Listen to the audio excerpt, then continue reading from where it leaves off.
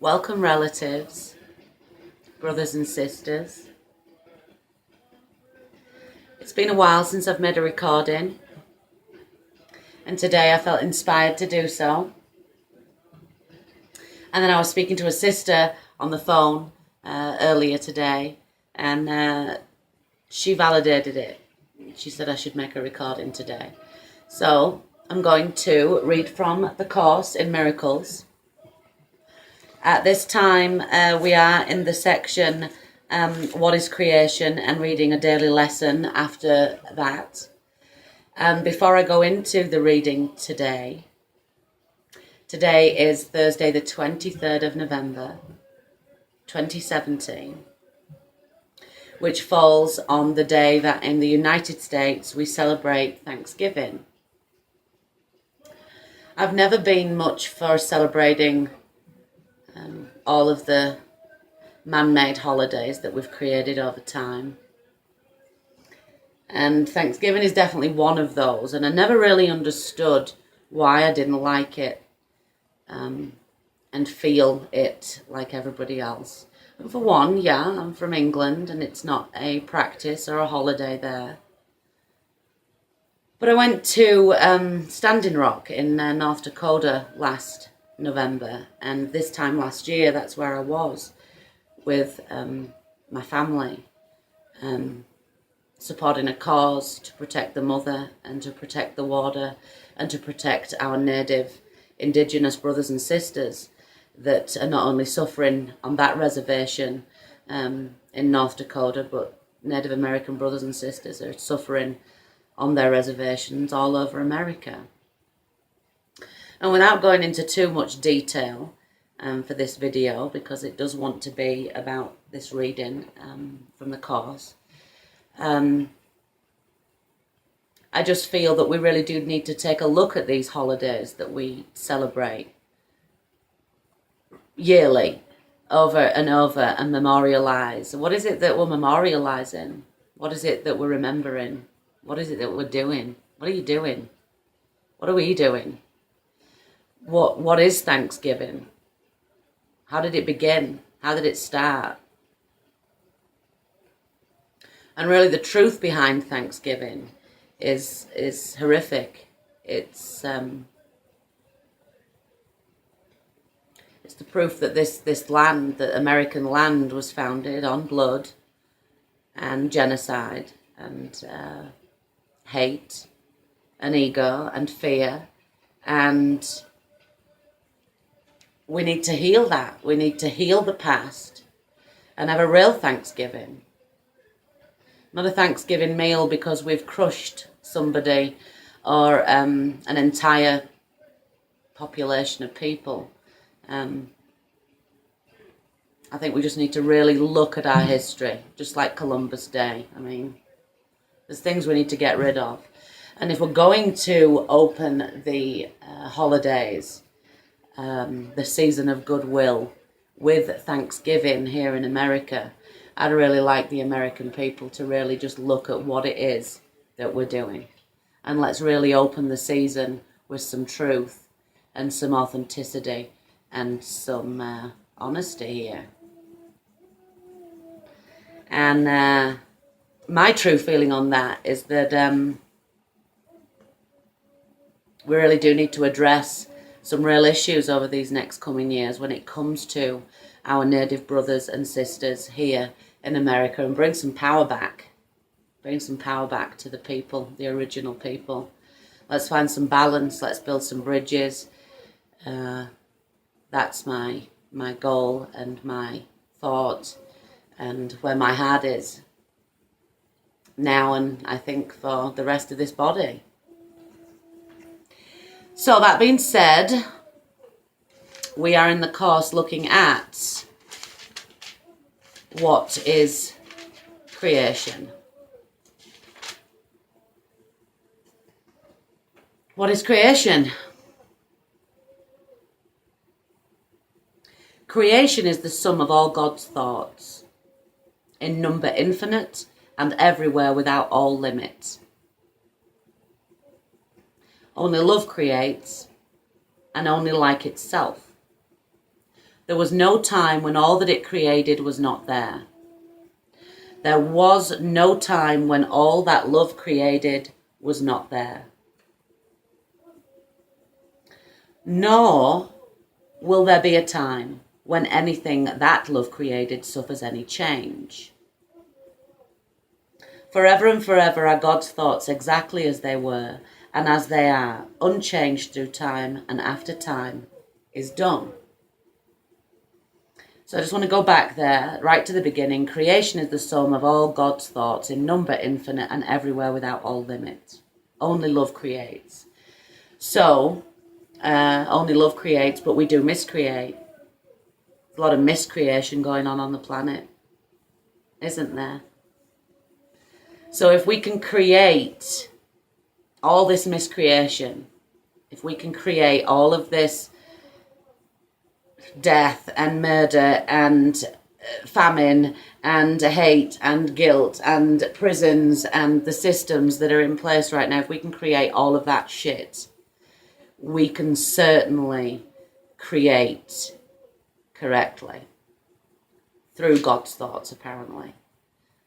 Through God's thoughts is how we create correctly, through the right mind, through the sane mind.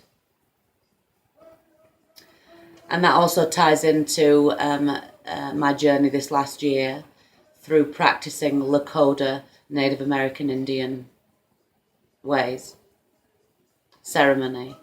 I've discovered that the Course and the Red Road, it's the same thing. So the Red Road, the principles of the Red Road when it comes to Native American beliefs is to think sacred, speak sacred, act sacred. Main principles. Everything starts with a thought. A thought is a creation. That is creation. The thought is the creation. God's thoughts are given all the power that their own creator has, for he would add to love by its extension. Thus his sons and daughters share in creation, and must therefore share in power to create. What God has willed to be forever, one will still be one when time is over. What God has willed to be forever one will still be one when time is over, and will not be changed throughout the course of time, remaining as it was before the thought of time began. Because remember, people, relatives, brothers and sisters, that time is an illusion, and it's an illusion because we created it. In the world, we created time. There isn't such a thing as time. There's only time here because we created it. With the calendar, with the seasons, with the seconds, with the minutes, with the hours, with even Greenwich Mean Time, turning the clocks back and forth, taking hours here, adding hours on. I mean, it's not real. So, creation is the opposite of all illusions. For creation is the truth. Creation is the Holy Son of God. For in creation is his will complete in every aspect, making every part container of the whole. Its oneness is forever guaranteed, inviolate, forever held within his holy will, beyond all possibility of harm, of separation, imperfection, and of any spot upon its sinlessness. Just got to play with my contacts. I can't see what I'm reading here. It's a little blurry.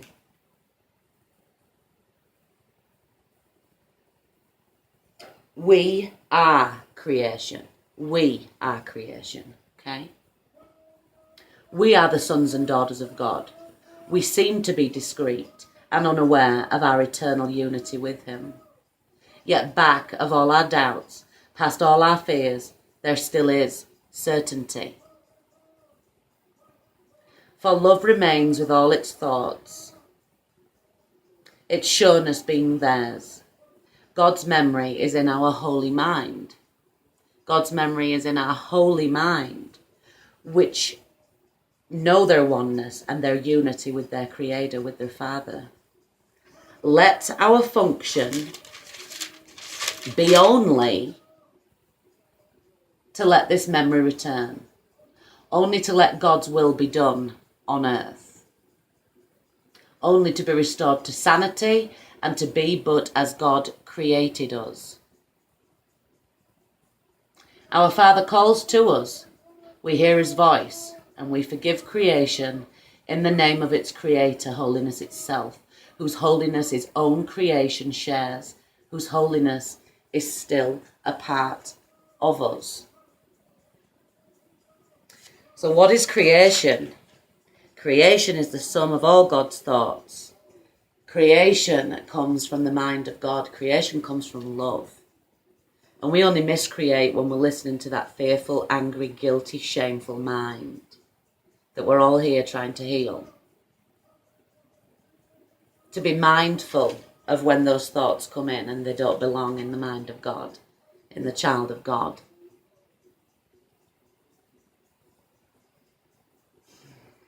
So one of the ways that I find that I can listen to that voice for God is to use something called sage. And I did find sage many years ago because I practice body work and healing and aromatherapy. And I knew the essential oil of sage, and I knew sage's properties that were antiviral, antibacterial, antifungal, antiseptic, anti-inflammatory, mood enhancer. So the smoke from the sage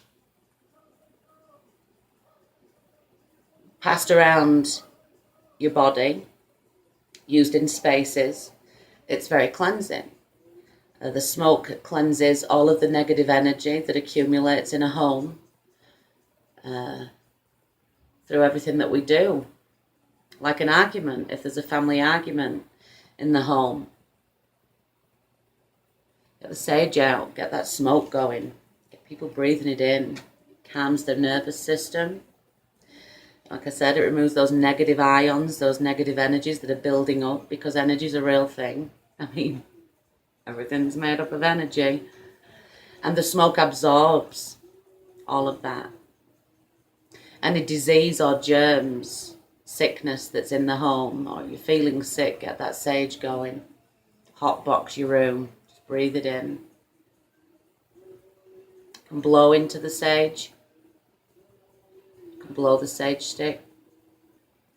And when you're blowing on the sage and into the smoke, be intentional with your prayers, be intentional with what you're putting out into the universe.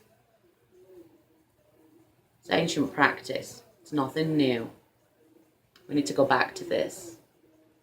So when we go back to these ancient ways and we can sit in prayer, in quietness, in meditation, we've got a lot better chance of hearing what God's trying to say. And most of the time we don't want to hear what he's got to say, which is why we don't listen very well. So let's move to the daily lesson today. Lesson 327.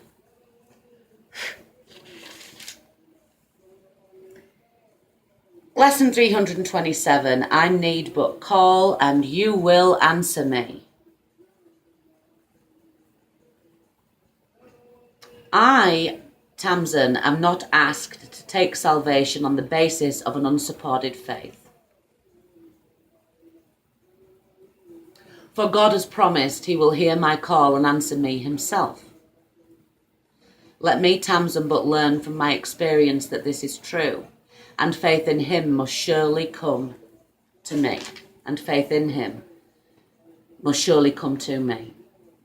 This is the faith that will endure and take me farther and still farther on the road that leads to him, that leads home. And remember, we only go home together, you and I. For then, hang on, it's not then, it's thus I will be sure that he has not abandoned me. For thus Tamsin will be sure that Holy Spirit has not abandoned me and loves me still. awaiting my call to give me all the help I need to come to him. Ask, believe, receive. Ask, believe what you're asking, that you deserve it, and you'll receive it.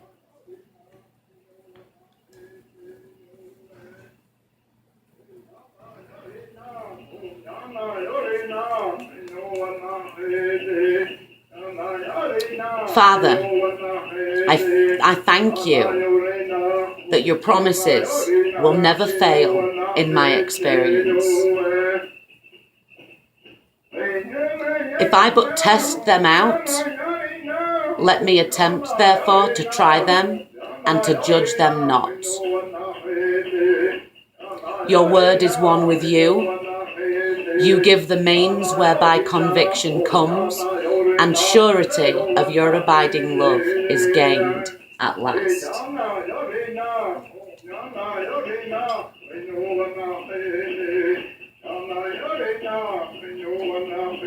Our biggest problem, brothers and sisters, isn't about being forgiven by God, being forgiven by anyone. We need to forgive ourselves first. And remember, it's not just this lifetime and in this body that we're forgiving. We're forgiving it all. Forgiving it all. All of it. So we've got some work to do. Enjoy the rest of your evening. Lesson 327. I need but call and you will answer me. See you on the next one.